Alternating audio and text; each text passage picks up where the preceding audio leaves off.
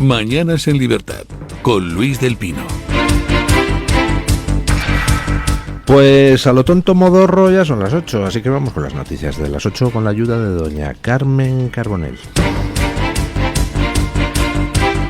El Gobierno retira la votación de la senda de déficit para los presupuestos y reabre la negociación con Junts. La votación estaba prevista para mañana, pero Hacienda ha decidido retirarla para ahorrarse una nueva derrota en el Congreso. Por su parte, Alberto Núñez Feijóo dice ahora que se abre a negociar con Sánchez los presupuestos si el Gobierno retira el cupo catalán. El líder del PP añade que ya está bien de responsabilizar a su partido cuando Pedro Sánchez no le llama. Así lo decía en el programa La Mirada Crítica de Telecinco. Y con nosotros nos han sentado para hablar la senda de gasto.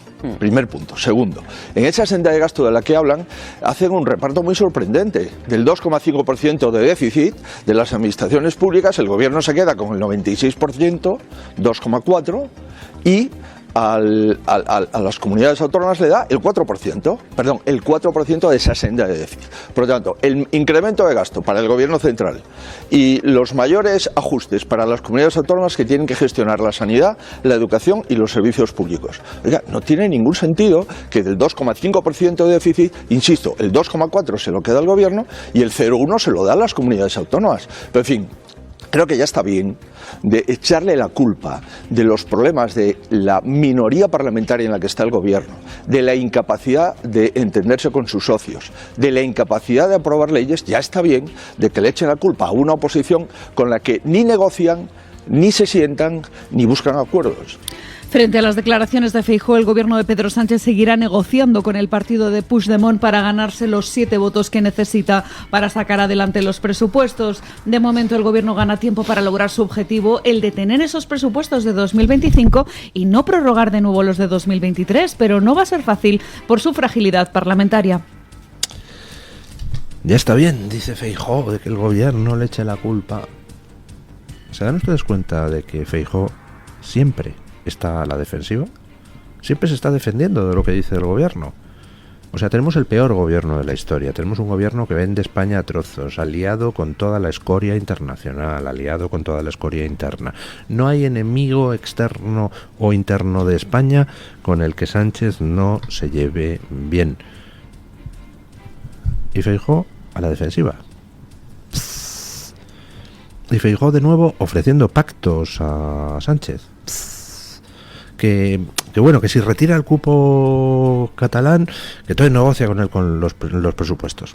O sea, da igual que Sánchez haya reconocido al Estado palestino, haya aprobado la ley de amnistía, haya indultado corruptos. Da igual que Sánchez esté asediado por las investigaciones de corrupción que apuntan a que Sánchez es el epicentro de una cloaca infecta.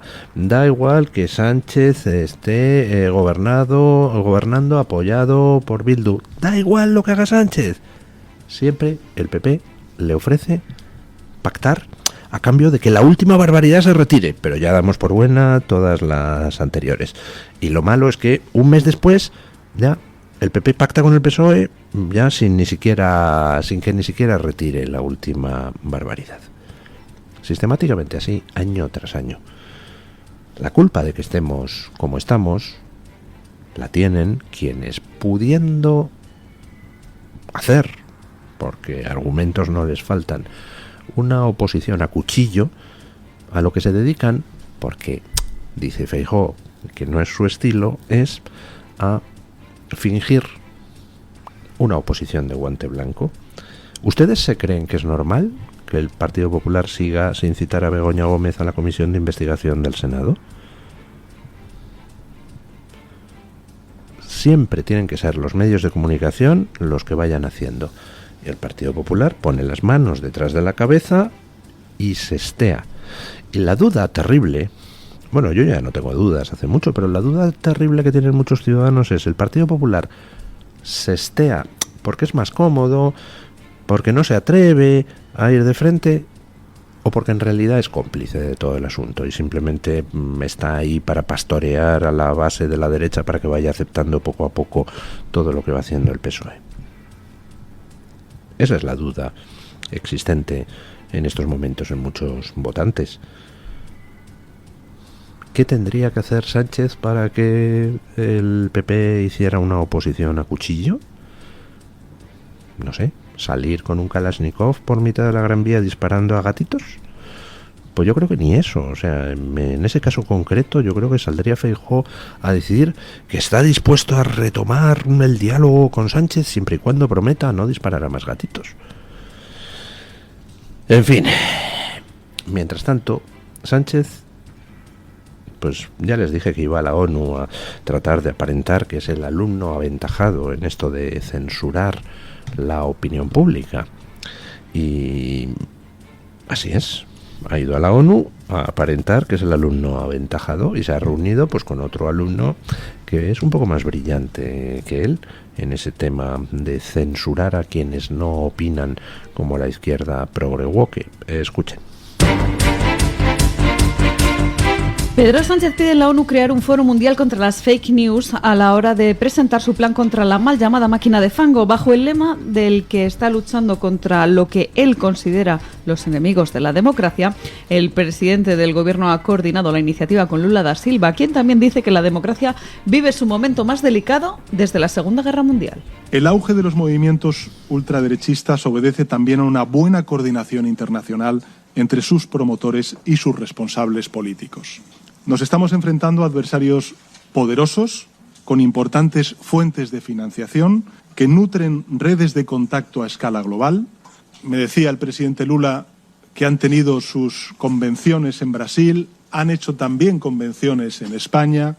Bueno, es un movimiento que no reconoce los resultados electorales, son movimientos que niegan la ciencia y, por tanto, el cambio climático, son movimientos que manipulan conceptos como la libertad, son movimientos que promueven el discurso del odio, del racismo, de la xenofobia, cuestionan la participación de la mujer en la política y en los asuntos socioeconómicos de nuestras democracias, y algo muy importante, y es que al dar por perdida la batalla de las ideas, lo que hacen es tratar de deshumanizar al adversario político. El presidente ha defendido además su plan de acción para la democracia, el proyecto que él mismo había bautizado contra la máquina del fango, como el principal avance que ha realizado España en este sentido, en línea con la regulación europea, según ha dicho. Bueno, espectacular las palabras de Sánchez. Está aplicando a rajatabla la técnica progre, consistente en achacar al otro lo que él hace.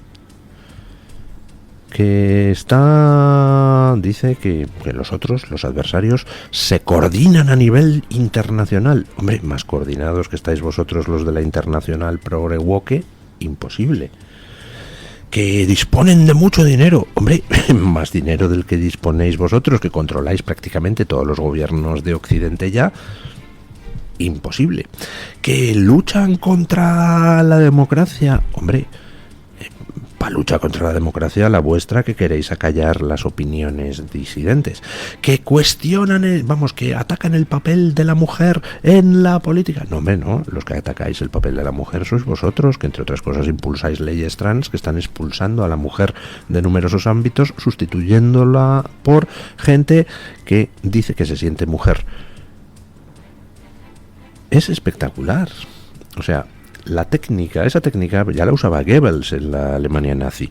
Acusa siempre al otro de aquello de lo que te puedan acusar a ti. Sánchez sería un alumno aventajado de Goebbels si hubiera nacido en la década de 1910.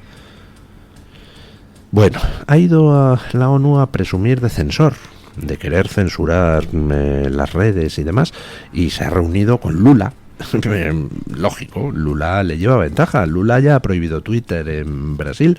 Hay elecciones en Brasil este año y se trata de controlar las redes porque, bueno, el resto de medios de comunicación ya están controlados, así que hay que tratar de evitar por todos los medios que la gente pueda movilizarse para que pierdan los partidarios de Lula las elecciones.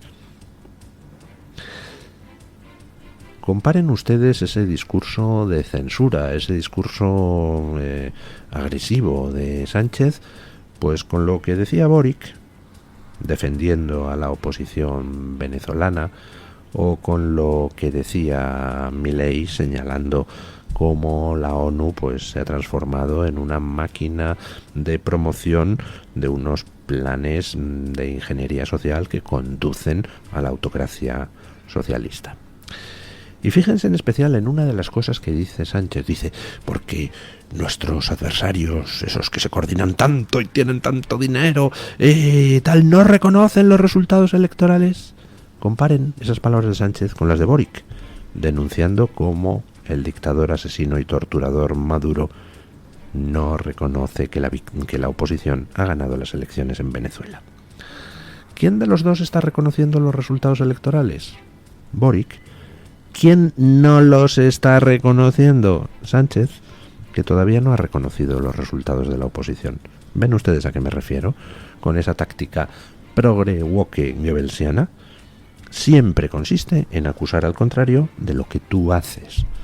Tú, Sánchez, es el que eres un peligro para el papel de las mujeres en el mundo.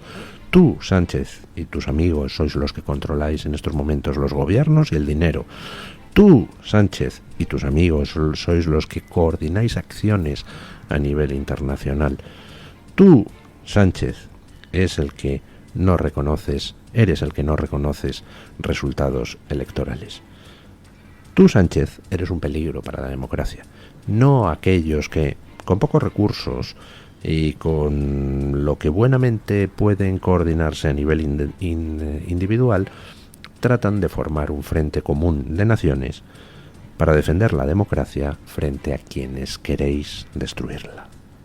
Querido Sánchez.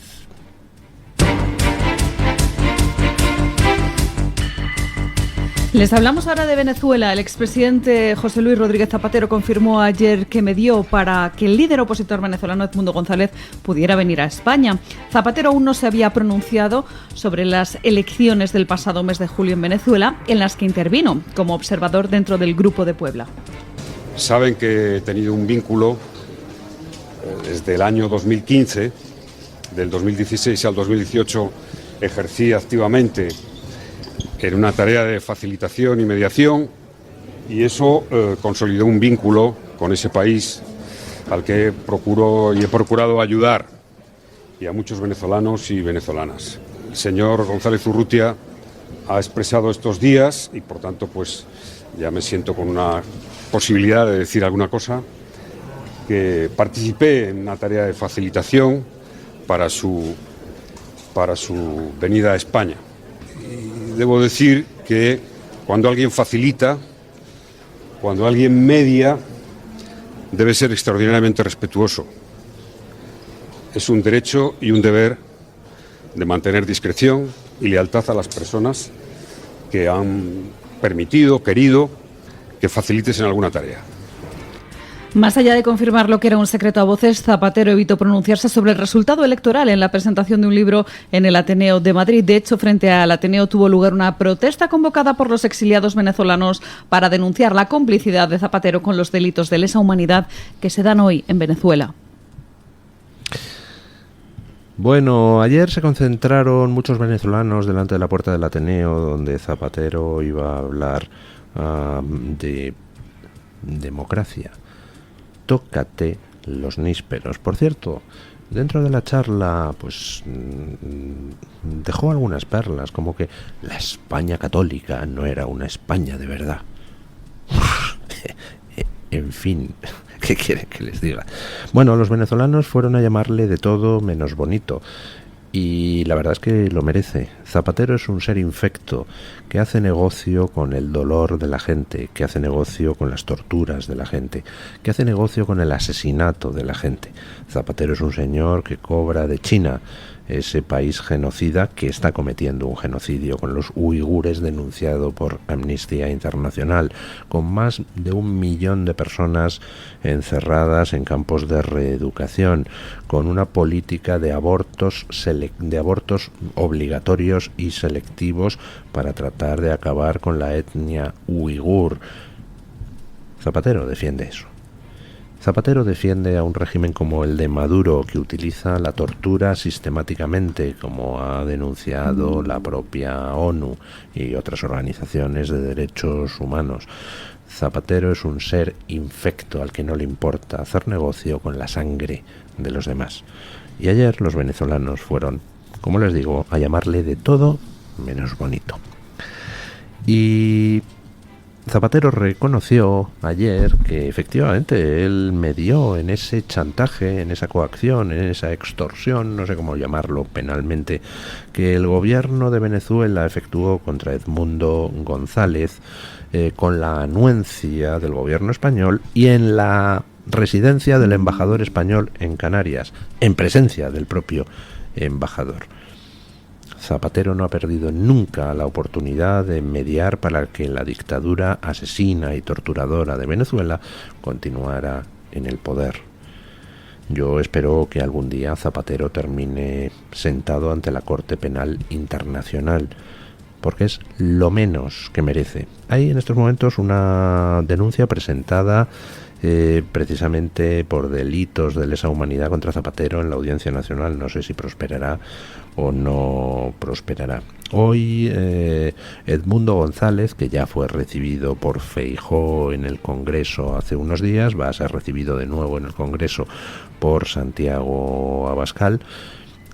Igual que critico al PP en otros temas, en este de Venezuela no tengo crítica. El PP español está haciendo una excelente labor de apoyo a la oposición venezolana, igual que lo está haciendo Vox. Lo único que pediría al PP español es presión a sus compañeros de la Comisión Europea. El Parlamento Europeo, ya saben que PP, Vox, Meloni, etcétera, han aprobado una resolución reconociendo a Edmundo González, pero von der Leyen, que sigue siendo del Partido Popular Europeo, sigue sin pronunciarse, y el infame Borrell también sigue sin reconocer la victoria de la oposición en Venezuela. Bueno, y vamos con una noticia muy brevemente para nuestra entrevista, una de nuestras entrevistas del día. El presidente de la Junta de Castilla y León, Alfonso Fernández Mañueco, ha eludido de momento pronunciarse sobre la proposición de ley de concordia formulada por Vox. Esta propuesta sustituiría a la mal llamada Ley de Memoria Democrática y anteriormente llamada Ley de Memoria Histórica. En el caso de que el Partido Popular no la apoye, rompería uno de los pactos que llevaron a la investidura de Fernández Mañueco. Bueno, pues creo que tenemos ya al otro lado del hilo telefónico a don Juan García Gallardo para comentar este tema. Buenos días, don Juan. Buenos días, Luis. Encantado de estar contigo en un programa con tan buenos intervinientes, como acostumbras.